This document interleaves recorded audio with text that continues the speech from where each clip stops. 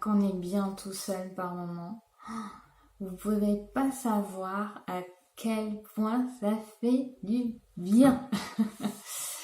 C'est vrai que pour certaines, la solitude, c'est plutôt quelque chose qu'on essaye d'éviter parce qu'on s'ennuie ou parce qu'on n'aime pas se retrouver seul avec soi-même, parce qu'on a tendance à cogiter, à être en face avec ses émotions. Donc la plupart du temps, on préfère s'occuper l'esprit à autre chose ou voir du monde, faire des tâches ménagères ou autres, ou même jouer aux jeux vidéo, ce qui va nous permettre aussi de mettre nos émotions de côté. Et de ce fait, eh ben, malheureusement, les conséquences de ça, c'est de ne pas travailler sur soi et sur ses émotions pour qu'elles puissent enfin s'évacuer. Je reparle encore d'émotions, hein, mais c'est très important, ces émotions, de les travailler. Et c'est très important aussi de trouver des moments à soi pour se réaligner. Parce qu'il faut savoir que quand vous êtes entouré de monde, quand vous êtes au travail ou entouré d'amis, c'est très bien. C'est très bien de vivre en société, de vivre avec les autres. Ça peut être très enrichissant, des échanges, tout ça, mais il faut savoir que les pensées des autres, l'énergie des autres, consciemment ou non, hein, ça nous influence. Et ça fait que, on n'arrive plus à s'aligner avec soi-même et parfois à savoir ce qu'on veut. On est tellement occupé avec les autres ou avec nos tâches quotidiennes, on ne sait plus qui on est et on n'arrive pas à se ressourcer. On perd de la vitalité. Or, la solitude va vous permettre de gagner, si on sait l'accueillir et l'accepter et l'utiliser à bon escient, va nous permettre en fait de travailler sur soi, mais aussi vraiment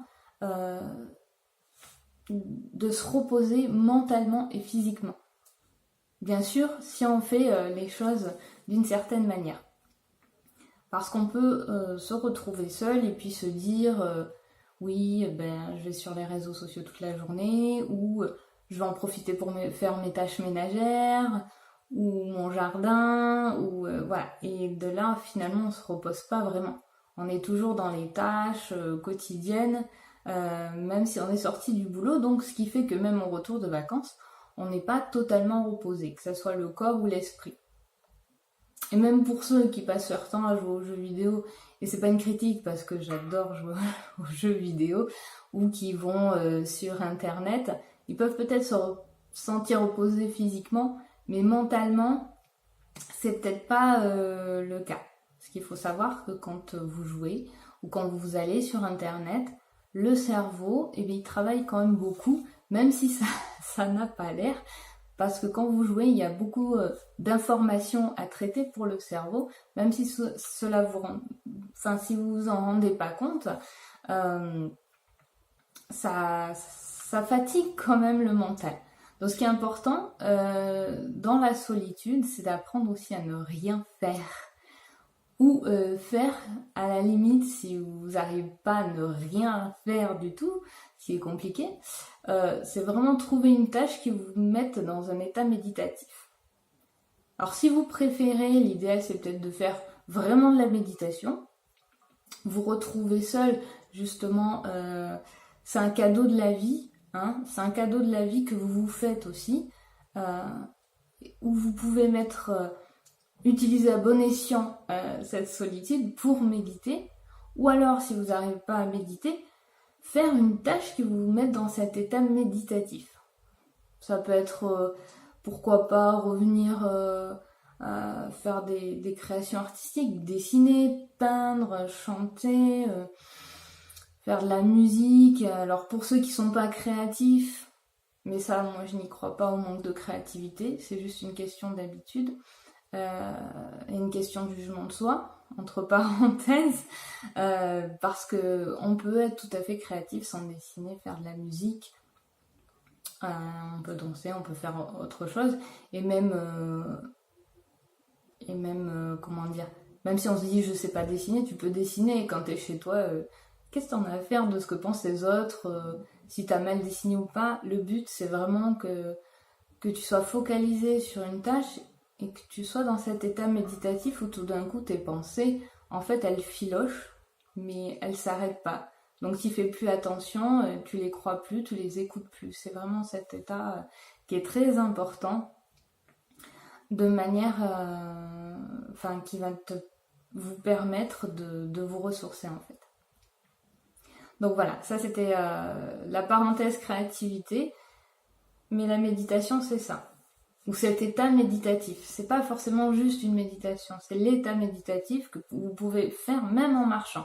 Moi ça m'arrive, j'ai déjà entendu des gens qui me trouvaient bizarre dans la rue parce qu'en fait je mets la musique mais j'écoute pas la musique en fait. Elle est là juste pour m'isoler du bruit extérieur. Donc en fait je vais marcher et je regarde où je vais bien sûr, mais en même temps je reste concentrée sur ce que je ressens. Voilà. Sur ce que je ressens de façon à rentrer dans cet état méditatif, même en marchant. Y en a qui le font en courant. En courant c'est plus facile parce qu'à un moment donné on lâche les tensions physiques et du coup automatiquement, même quand vous courez, quand vous fatiguez physiquement, vous rentrez plus facilement dans cette intériorité. Mais vous pouvez le faire en marchant, soit vous marchez beaucoup ou pas forcément. Si vous êtes habitué à rentrer dans cet état-là, c'est plus facile. Il suffit juste de focaliser sur ce que vous ressentez à l'intérieur, de marcher sans but, sans réfléchir, sans but. Ça fait un peu bizarre ce que je dis, mais c'est très important. Donc pour en revenir à cette solitude, donc il y en a certains qui détestent la solitude, certaines, et il y en a d'autres qui au contraire l'adorent. À raison ou à tort, mais pour ceux qui la détestent, c'est bien dommage parce que c'est très important cette solitude pour se retrouver, se réaligner aussi à soi. Le fait qu'on ait été influencé par des pensées ou les énergies des autres, en fait, des fois, nous fait oublier ce que nous voulons vraiment dans la vie. Donc la solitude, ça permet ça aussi, c'est de se réaligner, de se reposer, et en se reposant, automatiquement, il y a des envies qui reviennent. « Oh tiens, j'ai envie de faire ça » ou « je rêve de faire ça ». Des rêves qui sont parfois bloqués par le fait que nous soyons trop occupés aux tâches extérieures. Donc bien sûr, après, l'important pour soi, c'est aussi de trouver l'équilibre entre le social et la solitude, parce que le social, c'est très important aussi. Si on le vit également en conscience, comme la solitude, le social, ça va permettre que ça soit au travail ou avec les amis ou avec la famille. Ça va permettre aussi de faire un travail sur soi, de voir comment on réagit avec les autres, qu'est-ce qu'on est capable d'accepter par rapport à l'autre, de tolérer, quel travail on a à faire encore pour rester ouvert tout en se respectant vis-à-vis des autres. Enfin, c'est un travail qui peut être aussi qui est très utile et mais ça peut être aussi un peu fatigant. Donc d'où l'intérêt aussi d'équilibrer social et solitude. La solitude, c'est pareil, il y en a qui tombent dans l'excès de solitude. Alors je dis bien excès entre guillemets parce que ça peut être bon ou pas bon pour soi en fonction de comment on vit et ressent cette solitude. Moi par exemple, c'est vrai que j'ai passé des années dans la solitude par rapport à ma santé. Je n'ai pas toujours une santé infaillible. Et du coup, même si je suis entourée quand même de mon conjoint, de ma famille, il y a un sentiment de solitude. La journée, on est seul. Il n'y a personne qui vient vous parler. Puis vous n'osez pas appeler les autres parce que voilà, vous avez peur ou vous êtes trop fatigué. Voilà. Mais le fait de rester dans cette solitude, même quand ça va mieux physiquement, on a tendance aussi quand même à rester isolé et pas vivre forcément de manière très positive cette solitude. C'est-à-dire que quand ça dure des années, c'est surtout quand ça dure des années, où on a passé le cap de l'ennui, j'ai envie de sortir, etc., on est plutôt dans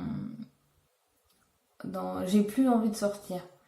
Enfin, j'ai envie, mais j'ai peur. Mais j'ai la flemme. C'est dur, c'est très dur. C'est vraiment comme une dépendance à la solitude, mais pas dans le bon sens du terme. Et là, on sort plus du tout, et là, ça devient mauvais pour nous à partir du moment où on a peur de sortir de cette zone de confort qui pourtant n'est pas si agréable que ça, parce que bon, on se sent un petit peu seul et on aimerait des fois parler à des gens aussi. Voilà. Mais ça peut nous créer des peurs supplémentaires de ne pas sortir. Alors qu'il y en a d'autres, au contraire, comme certains ermites qui arrivent très bien à vivre cette solitude positivement parce qu'ils sont en paix avec eux-mêmes, ils ont réussi à faire ce travail-là, ce travail sur eux, ce développement personnel qui leur a permis de trouver ce calme, cette paix sans se prendre la tête, je suis seule, machin, mais ces gens-là sont capables quand même de sortir et de voir du monde sans qu'il y ait trop de peur ou de barrières. Donc ça, c'est une solitude qui est assez positive pour soi-même, donc c'est intéressant à vivre aussi. Après, moi j'estime que c'est bien de trouver un équilibre qu'on sent juste pour soi. Qu'est-ce qu'on préfère, la solitude, le social, les deux, mais comment faire pour pas que l'un ou l'autre soit nocif? Vous voyez, c'est comme l'équilibre alimentaire. Quand vous préparez un plat, vous essayez d'équilibrer un féculent, un légume, une céréale, ou peu importe selon vos croyances alimentaires, mais vous essayez d'équilibrer ce plat, par exemple, de façon à ce que vous ayez que cette alimentation vous soit bénéfique et vous donne une certaine vitalité. La vie, c'est pareil. La vie, c'est pareil, c'est comme l'alimentation et le sport. Donc, ce qui est important, c'est de trouver un équilibre pour vous. Moi, je sais que j'aime quand même pas mal la solitude, mais j'adore le social aussi, mais à partir du moment où je peux quand même trouver des moments où je puisse me réaligner, faire ce que j'ai envie, ne pas me prendre la tête à me dire faut que je réponde au téléphone, faut que je m'occupe des papiers, enfin, voilà, dire aujourd'hui j'ai décidé de rien faire. Au final, je fais jamais vraiment rien. Je vais méditer, je vais me réaligner, même si je me mets dans ces états méditatifs et tout d'un coup j'ai des inspirations. Là aujourd'hui, j'ai décidé de faire des vidéos parce que j'ai commencé à me mettre dans un état méditatif au petit déjeuner. Moi, j'ai la merveilleuse chance d'avoir vue sur les montagnes depuis chez moi. Il suffit que je fixe, que je me mette dans le vide. Vous savez, comme les enfants, le matin au petit-déj, ils sont à moitié réveillés. Là, vous êtes dans le vide et ils se mettent automatiquement... Ils sont dans le vide et ils se mettent automatiquement dans cet état méditatif. Et moi, c'est pareil. J'ai la capacité, mais je suis pas la seule, hein, tout le monde peut le faire. Il suffit de reprendre l'habitude, hein. Au début c'est difficile. C'est de fixer quelque chose qui vous plaît et vous détendre, quoi. Et là l'inspiration vient. Vous avez envie de faire des choses tout d'un coup, hop, bien, ça revient tout seul parce que du coup votre pensée, elle file, elle s'arrête plus et vous bloque plus en fait, vous bloque plus ce que vous voulez vraiment. Ça revient comme une inspiration, mais en fait ça a toujours été là, sauf que tant qu'on cogite, voilà, on s'en rend pas compte, on sait plus des fois, on sait plus ce qu'on veut. Qu'est-ce qu'on veut dans la vie, je sais plus qui je suis, mais qu'est-ce que je veux faire. J'ai juste envie, des fois on est là, j'ai juste envie de me reposer, comme foutre la paix, c'est aussi clair que ça. Mais quand vous vous sentez en tranquillité, quand vous vous sentez dans cet état d'apaisement, mais c'est comme ça qu'on se réaligne avec soi, qu'on retrouve ce qu'on a envie d'être et ce qu'on a envie de faire dans la vie. Mais souvent on s'écoute pas, après on recommence les autres tâches qui nous empêchent d'être nous-mêmes. Hein. Bon, j'avoue que c'est pas toujours évident d'être toujours soi-même et d'être toujours aligné avec soi-même. Et pourtant, c'est très important. D'où l'importance aussi de prendre ces moments de solitude et de les accepter. Par exemple, moi en ce moment, j'ai terminé un stage qui a duré 2 mois, j'ai fait une formation. Bon, entre-temps, j'ai travaillé, tout ça, hein. Enfin auparavant. Donc là, pendant mon stage, j'en ai profité pour faire des tâches importantes lors des moments creux. Hein. C'est vrai que c'est pas toujours évident, mais quand on en a, profitons-en. Parce que quand on a des vacances, et bien après, on peut lâcher prise sur ça et de se dire, bon ben, moi je fais ce que j'aurais à faire, hein, mes tâches prioritaires, donc maintenant, hein. J'ai mes vacances, donc je décide d'en profiter. Et là, il faut savoir en profiter pour vraiment se reposer. Alors c'est vrai, je comprends que quand on travaille, ce qui est difficile, c'est vraiment de se dire, voilà, on a un temps imparti dans l'année, c'est très peu par rapport au travail qu'on a donné. Donc qu'est-ce qu'on fait? On part en vacances, on fait rien. Voilà, des fois c'est pas forcément évident. On s'organise parce qu'on va en profiter pour aller voyager, un petit peu se dépayser, ce qui est totalement légitime. Mais souvent on oublie de prendre au moins une journée pour soi tout seul ou toute seule. Alors que c'est vraiment vital. Donc voilà. Moi je dis, là la vie, là je suis en vacances, je m'octroie des vacances, au moins 15 jours, où je suis seule. Bon, il y a quand même mon conjoint qui rentre le soir, mais la journée je suis seule. Et je m'écoute. Il y a des jours où je vais faire quelques tâches ménagères, etc. Comme vous voulez, où je vais sortir, je vais faire des cours, je vais me faire plaisir. Et il y a d'autres jours, mais rien. Voilà. Je vais rester là à contempler les montagnes. Ça peut paraître choquant, parce qu'il y en a qui vont s'auto-juger en disant non, mais tu te rends compte, tu fais rien. T'es feignant, où il y a la culpabilité de pas faire quelque chose. Alors ça, c'est très dur de passer au-dessus, je suis d'accord. Et culpabiliser aussi par rapport au jugement des autres. Bon, on n'est pas obligé de leur dire qu'on fait rien. Mais en fait, quand on fait rien, on fait pas vraiment rien. On fait toujours quelque chose. On ne peut pas rien faire. Même quand vous dormez, vous faites quelque chose. Vous respirez, donc c'est déjà faire quelque chose. Mais quand vous êtes éveillé, quand vous méditez, c'est faire quelque chose. Quand vous regardez vos émotions, vous les mettez en face, vous faites les exercices d'accueil, c'est faire quelque chose. En fait, le but, c'est vraiment ne rien faire, en fait, que je mets toujours entre guillemets, c'est vraiment, pour se recentrer sur soi, c'est vraiment mettre le bouton off sur le mental et mettre le bouton off sur l'activité du corps.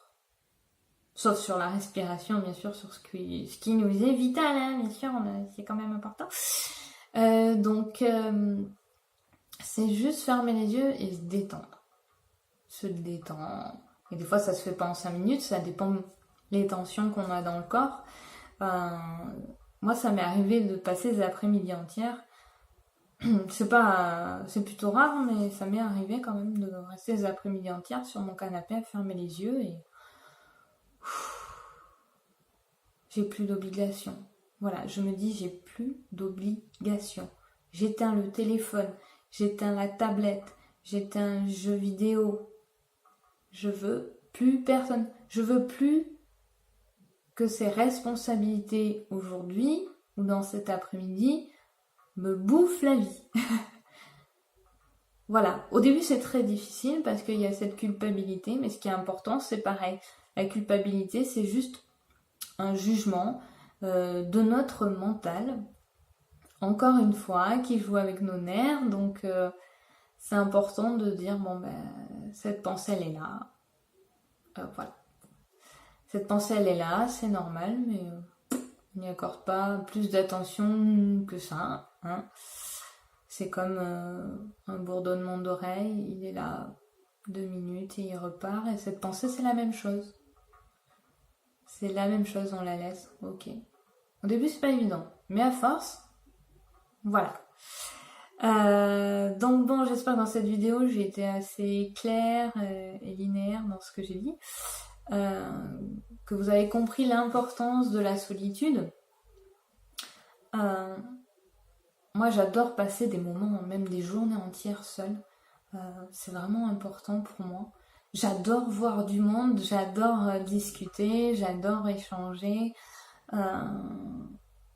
voilà, mais j'adore aussi trouver ces moments, me retrouver en fait tout simplement et me dire, mais désolée de dire ça, mais merde aux tâches quotidiennes, merde au téléphone, merde aux responsabilités, on est né aussi pour vivre et pas être esclave de ses responsabilités. C'est comme un sport, quand vous courez, vous êtes essoufflé au bout d'un moment, vous vous arrêtez pour respirer 5 minutes. Et c'est ça, la solitude, c'est-à-dire que la vie, vous courez, vous allez travailler, vous allez faire vos courses, vous devez amener le gamin à son sport ou chez le pédiatre, ou vous avez votre sport parce que vous avez aussi besoin de vous défouler, enfin vous courez à 100 à l'heure tous les jours. Vous êtes obligé d'appeler un tel, ou vous vous sentez obligé, souvent c'est pas que vous êtes obligé, c'est que vous vous sentez obligé. Enfin ça dépend du cas. Au bout d'un moment, il faut savoir s'arrêter et respirer un bon coup. Voilà, quand vous avez fait votre jogging, surtout quand vous n'avez pas l'habitude de courir, mais quand vous faites votre jogging ou vous faites un exercice physique qui est assez intensif et qui vous demande de la concentration, au bout d'un moment, vous savez très bien que si vous arrêtez pas, votre corps il va lâcher. D'accord ? Si vous arrêtez pas, vous prenez pas le temps de respirer, de vous poser, de vous reposer le corps et l'esprit, juste vous allonger, vous savez que votre corps il va pas suivre. Mais la vie c'est pareil. C'est-à-dire vous courez à droite, à gauche, au bout d'un moment, si vous arrêtez pas pour respirer, votre corps il va vous le faire sentir. Voilà. Vous allez être fatigué, il va vous donner des signes comme ça, la fatigue, il commence à vous donner des douleurs, vous êtes peut-être malade, vous attrapez un gros rhume, gastro, ça veut dire « mon pote, arrête-toi !» C'est ça qui te dit ton corps. Donc voilà, c'est vraiment ça. Donc c'est important dans la vie de faire des pauses, de se ressourcer, de trouver un moment sur soi. C'est un besoin aussi vital que manger, dormir, respirer et aller aux toilettes. C'est aussi vital que ça. Et malheureusement, on a tendance à le négliger sous prétexte que si on fait rien, c'est forcément de la fainéantise. On ne s'autorise pas à ça. C'est pas possible. Voilà. Enfin bon. Alors que si on a le droit et puis on le mérite, vous avez assez travaillé, vous avez assez donné, d'une manière ou d'une autre dans la vie. On est là pour vivre, on est là pour respirer. Voilà, regardez les animaux, vous croyez qu'ils se prennent autant la tête que nous, sérieux ? Franchement, ils ont envie de manger, ils mangent, ils ont envie de dormir, ils dorment. Voilà. Bon, sauf que nous, les humains, comme on se croit intelligents, du coup, on l'est, mais on se donne trop de responsabilités et puis on oublie les autres intelligences, l'intelligence du cœur, l'intelligence du corps. J'ai fait un lapsus, je voulais dire corps d'abord. Nos autres intelligences qui sont là pour nous réguler, notre horloge biologique aussi. Donc c'est important de les respecter, ces intelligences-là. L'intelligence mentale, qui est très bien, mais c'est trop. Voilà, c'est important de s'occuper des autres, de reposer son esprit, de reposer son corps, de reposer son cœur, de reposer son âme. Voilà. Bon, voilà mes illuminés. J'espère que cette vidéo vous a guidé sur le chemin du retour à soi, sur le chemin du réalignement avec soi, parce que la solitude en fait partie, tout comme l'activité sociale, l'activité avec son environnement. Le tout est de trouver un équilibre pour garder sa vitalité un maximum. Voilà. De toute façon, on le voit. Quand la vie est déséquilibrée, il y a un déséquilibre quelque part, on est toujours fatigué. Donc c'est à nous de trouver l'équilibre et de vivre en conscience. Je vis le social, pourquoi ? Pour évoluer. Qu'est-ce que j'ai à travailler ? Je vis la solitude, pourquoi ? Pour évoluer. Pour m'aider à travailler aussi sur moi. Voilà. Qu'est-ce qui est le mieux pour moi à ce moment-là ? J'ai besoin de social, je veux voir du social. J'ai besoin d'être seule. Alors, je trouve un moyen d'être seule. C'est comme j'ai besoin de manger, je mange. J'ai besoin de boire, je bois. C'est pareil. Mais par contre, je mange pas trop, sinon je vais avoir du mal à digérer. Donc il faut que je trouve un équilibre dans mon alimentation. Et c'est pareil dans la vie. J'ai trop de social, j'ai besoin d'être tranquille à un moment donné. Qu'on me fiche la paix. Solitude. Ok. Solitude, c'est positif. du moment qu'on sait consciemment s'en servir. Voilà, bon, écoutez, je vous souhaite beaucoup de bonheur dans votre chemin de vie et j'espère vraiment que cette vidéo vous a aidé et si vous êtes intéressé voilà, pour être guidé encore plus sur vos émotions, vous pouvez regarder mes autres vidéos et vous pouvez également m'écrire si vous avez besoin. Enfin, je suis pas là pour conseiller, mais si je peux aider, il n'y a pas de problème, je suis assez accessible, assez disponible. Bon, après, si je ne sais pas répondre à votre question, je suis comme vous, je suis une personne normale qui expérimente tous les jours, qui fait des vidéos en fonction de ce que j'ai réussi à conscientiser, de ce que j'ai réussi à faire. Et c'est pour ça que je le partage, mais il m'arrive qu'il y a encore des expériences, bien sûr, comme tout le monde, hein, c'est pas encore ça, il y a encore du travail. Voilà. Mais voilà, vous pouvez m'écrire quand vous voulez, ou regarder mes autres vidéos si ça vous convient aussi. Bon, je vous souhaite une très très bonne journée, et je vous envoie beaucoup d'amour et beaucoup de lumière, et puis je vous dis à très bientôt sur Zen Tao ou Conscience Évolutive sur ma chaîne YouTube. Ciao ciao!